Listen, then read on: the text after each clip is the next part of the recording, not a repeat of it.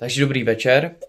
Já jsem byl teď vystaven na Instagramu video od Víta Rakušana, jak rozdává pirátské letáky a letáky koalice Spolu. A vlastně bych chtěl nějakým způsobem tady s vámi probrat tu situaci nebo ty možné scénáře, které nastanou po volbách. Tak na úvod bych chtěl říct, že se mi líbí ta pozitivní a dobrá kampaně ze strany Starostů a vlastně moc nerozumím tomu, proč Piráti mají takový odpor vůči nynější vládnoucí koalici a vlastně nechtějí s nimi tolik spolupracovat, jako třeba Starostové. No a hlavně je důležité si uvědomit, jaké jsou zájmy České republiky. A v zájmu České republiky a všech stran, které jsem již zmiňoval, tak je, aby nám tady stále fungovala nějakým způsobem demokracie a neposunuli jsme se někam na východ. Teď se omlouvám, že jsem použil tu frázi. A teď jenom, abych to dovysvětlil, tak některé strany, jako třeba SPD, extremistické a Stačilo, tak mají ve svém programu například to, že by chtěli zrušit Senát nebo koncesionářské poplatky, aby se platily ze státního rozpočtu a hlavně sloučit Českou televizi a Český rozhlas, což by vedlo k tomu, že by toto médium mělo méně financí, než má teď.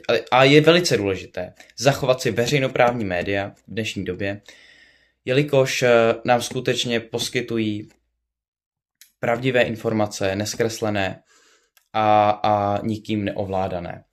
A proto si je platíme z koncesionářských poplatků.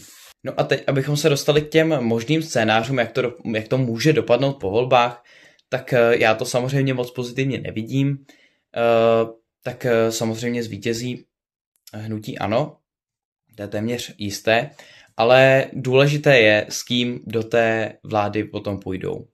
Já vím o tom, že se všechny tady ty strany, jako Piráti, Starostové a koalice Spolu zavázali k tomu, že s Babišem vládní koalici nesloží. A teď zase budu odkazovat na ty zájmy České republiky. Já chápu, že pro ty strany to nebude výhodné, že přijdou dost pravděpodobně o voliče, pokud by ten slib porušili a pokud by s tím Andrejem Babišem šli do vlády. Ale já myslím, že na prvním místě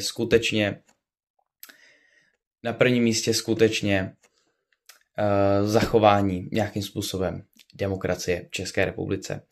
A proto budu doufat, pokud, samozřejmě byl bych nejradši, kdyby to dopadlo tak, že by Andrej Babiš nemusel skládat zdítní koalici a skončil by v opozici. Za to bych byl samozřejmě nejradši, to by byl ten nejlepší možný scénář. Ale pokud to dopadne tak, že Andrej Babiš zvítězí a on bude skládat koalici, což je velice pravděpodobné, tak i přesto, že to mají ty strany, nebo že se k tomu zavázali svým předvolebním slibem, tak budu doufat v to, že žádná jiná extremistická strana v té koalici vládní už nebude a bude tam nějaká strana, která Andreje Babiše skutečně pohlídá, ne jako motoristé.